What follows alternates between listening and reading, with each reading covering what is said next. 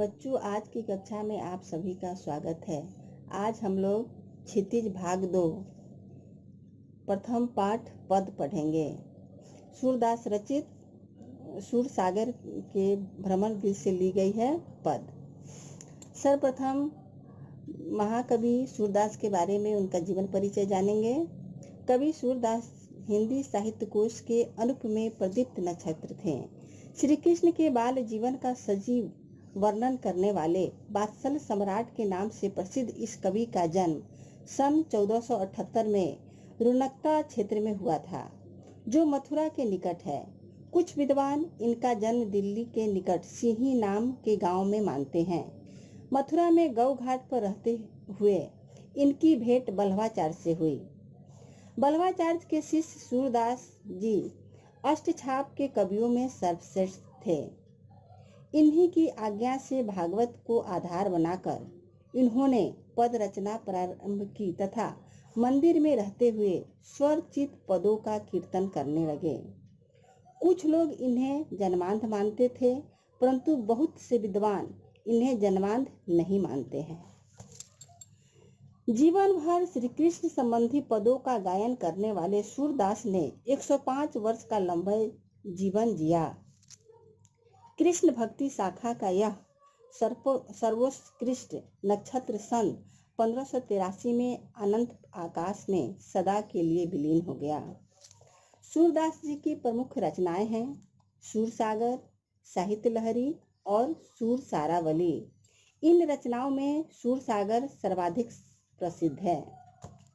सूरदास के काव्य में भक्ति की पराकाष्ठा देखने को मिलती है।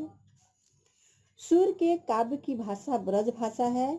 इसमें सहजता, सरलता इतनी है कि गायक इसे अपनी ही रचना मानकर इसकी मिठास में खो जाता है।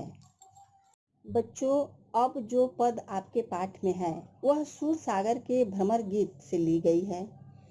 कृष्ण ने मथुरा जाने के बाद जब वे खुद लौटकर नहीं आए, तब वे अपने मित्र उद्धव द्वारा संदेश भेजे थे। उद्धव निर्गुण धर्म के उपासक थे। वे गोपियों के ज्ञान मार्ग पर चलने का संदेश दे रहे थे, लेकिन गोपियों को ज्ञान मार्ग पर चलना पसंद नहीं था और वे प्रेम मार्ग पर चलना पसंद करती थी। उसी समय एक भंवरा आ पहुंचा। भंवरे को देखकर गोपियां उद्धव पर कटाक्ष करती है और कहती है, आपके दोहे इस प्रकार हैं। उद्धव तुम हो अति बरभागी, अपरस रहत स्नेह तगातै, नाहिन मन अनुरागी, पुरैन पात रहत जल भीतर, तारस देह न दागी, ज्यों जल माह तेल की गागरी, बूंद न ताको लागी, प्रीति नदी में पाँव न बोरियो, दृष्टि न रूप परागी, सूरदास अबलाहम भोरी, गुड़ चाटी जो पागी।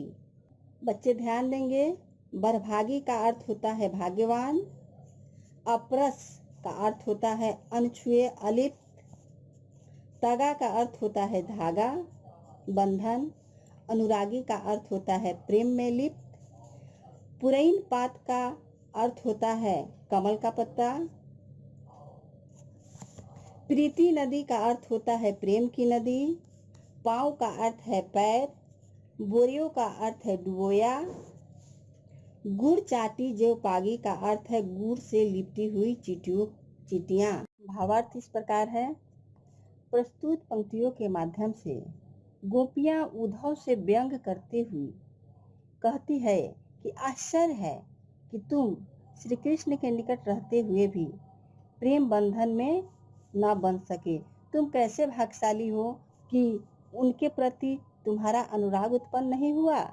तुम श्री कृष्ण के समीप रहते हुए भी प्रेम से उसी प्रकार अलग रहे जिस प्रकार पानी में रहते हुए कमल के पत्ते पर जल की एक बूंद भी उस पर नहीं ठहरती। तेल से भरी हुई मटकी पानी में डूबने पर उस पर पानी का कोई असर नहीं पड़ता, उसी प्रकार तुम भी श्री कृष्ण के निकट रहते हुए भी उनके प्रेम से सदा दूर रहे। क्या तुमने प्रेम नदी में आज तक अपना पैर डुबोया ही नहीं? जो प्रेम के महत्व को जाने। तुम किसी के सौंदर्य पर मुग्ध नहीं हुए, तुम्हारी दृष्टि कृष्ण पर पड़ी ही नहीं। एक हम भोली भाली अबलाएं हैं जो श्री कृष्ण के सौंदर्य में वैसे ही उलझ गए जैसे चींटियां गुड़ के प्रति आसक्त होकर ऐसे चिपक जाती है कि फिर अलग होना नहीं चाहती।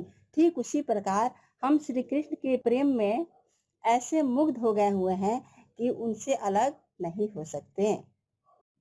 बच्चे ध्यान देंगे कि प्रीति नदी में रूपक अलंकार है। काव्य की दूसरी पंक्ति इस प्रकार है।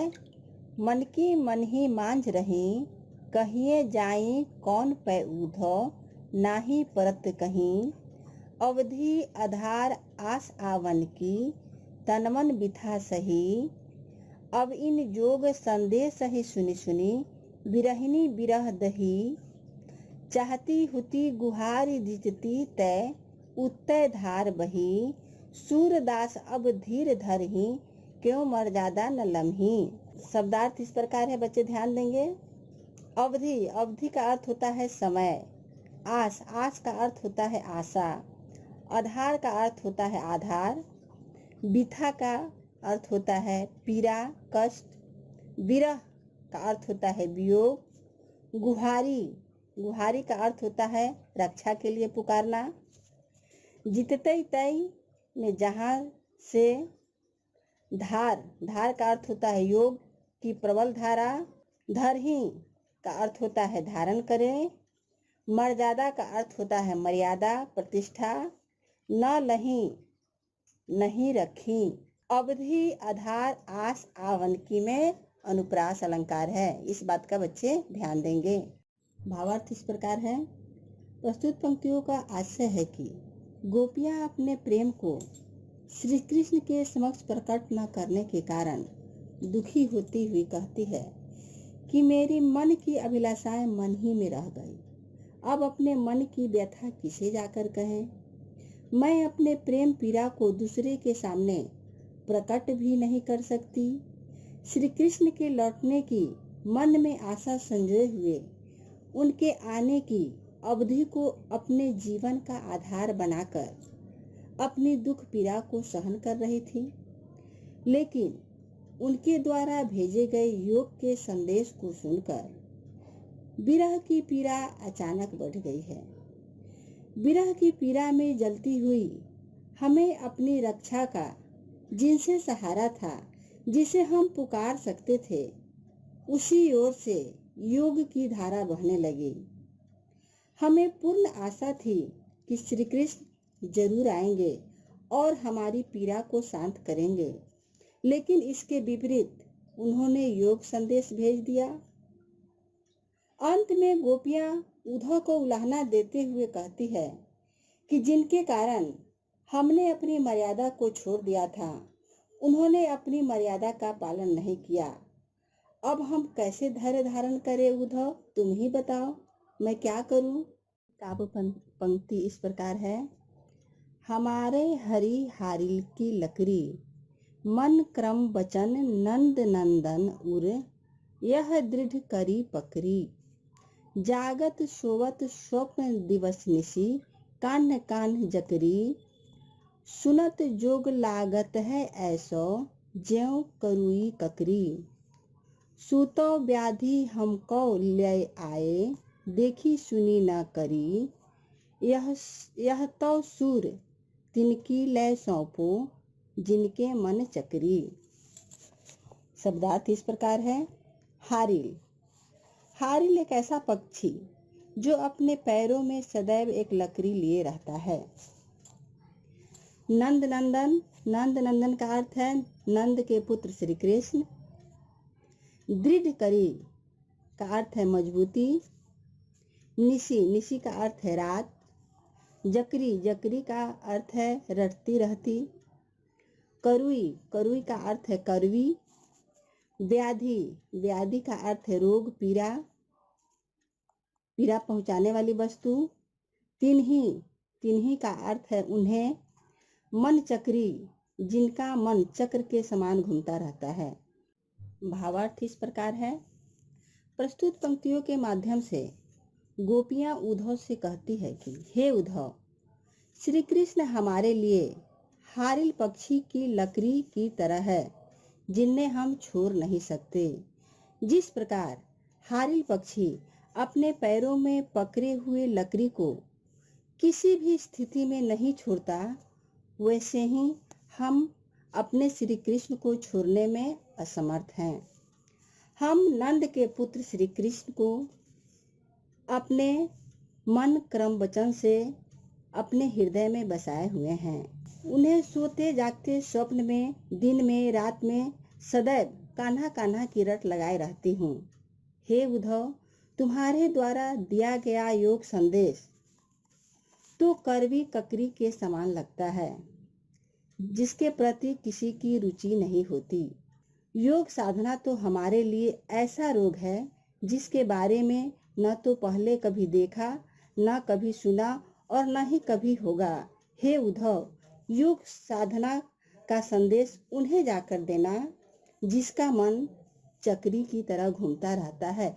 हमारे लिए तो श्री कृष्ण ही सब कुछ है और मैं उन्हें नहीं भूल सकती। हमारा मन उनके प्रति दृढ़ है। चौथी काव्य पंक्ति इस प्रकार है। हरि है राजनीति पढ़ियाए, समुझी बात कहत मधुकर के, समाचार सब पाए। इक अति चतुर हुते पहले ही, अब गुरु ग्रंथ पढ़ाए। बढ़ी बुद्धि जानी जो उनकी, योग संदेश पठाए। उद्धव भले लोग आगे के, परहित डोलत धाये। अब अपने मन फेर पाई है, चलत जुहुते चुराए। ते क्यों अनिति करे आपुन, जे और अनिति छुराए। राज धर्म तो यह सुर, जो प्रजा न जाहि सताए। शब्दार्थ इस प्रकार है। यहाँ मधुकर का अर्थ है भौरा, और भौरा गोपियों द्वारा उद्धव को संबोधन। यहाँ उद्धव को भौरा के रूप में गोपियां ये कर रही हैं, संबोधन कर रही हैं। चतुर का अर्थ है योग्य। पठाए, पठाए का अर्थ है भेजे। परहित, परहित का अर्थ है दूसरों की भलाई के लिए। डोलत धाये, घूमते फिरते थे। पाई है, प्राप्त कर लेगी। अनिति, अनिति का अर्थ है अन्याय। आपुन, आपुन का अर्थ है स्वयं। भावार्थ इस प्रकार है। गोपियां उद्धव से कहती है कि हे उद्धव, कृष्ण तो किसी राजनेता की तरह हो गए हैं, क्योंकि उन्होंने राजनीति पढ़ ली है। पहले तो वे चतुर थे ही, लेकिन अब लगता है कि अब बड़े बड़े ग्रंथ पढ़ लिए हैं और उनकी बुद्धि और बढ़ गई है। तभी तो सब जानते हुए भी उद्धव के हाथ योग संदेश भेज दिया है। क्या वे नहीं जानते कि योग संदेश सुनकर हमारे विरह की पीड़ा और बढ़ जाएगी। उद्धव तो भले इंसान की तरह दूसरों के हित में आनंद का अनुभव कर रहे हैं, इसलिए वे आपकी बात मानकर ही हमें ज्ञान का संदेश दे दिया, इसलिए हम उनको दोषी नहीं मानेंगे। अब वे अपना गुस्सा श्री कृष्ण पर निकाल रही है। ऐसा लगता है कि श्री कृष्ण का मन बदल गया है, इसीलिए वे हमसे मिलने नहीं आए। हे उद्धव, जाके कृष्ण से कह दो कि वे हमारा मन चुरा कर ले गए थे, उसे वापस कर दे। राजा का धर्म होता है कि प्रजा को सताए नहीं। जो कृष्ण दूसरे को अन्याय करने से रोकते रहे, वे स्वयं अनीति के रास्ते पर क्यों चल पड़े। वे प्रेम के स्थान पर योग संदेश भेजकर हमारे साथ अन्याय कर रहे हैं। हे उद्धव, राजा का धर्म होता है प्रजा को सताए नहीं, उसके साथ न्याय करे, जिससे उनकी भलाई हो। बच्चों, आज की कक्षा यहीं समाप्त होती है। मुझे उम्मीद है कि आपको समझ में आ गया होगा।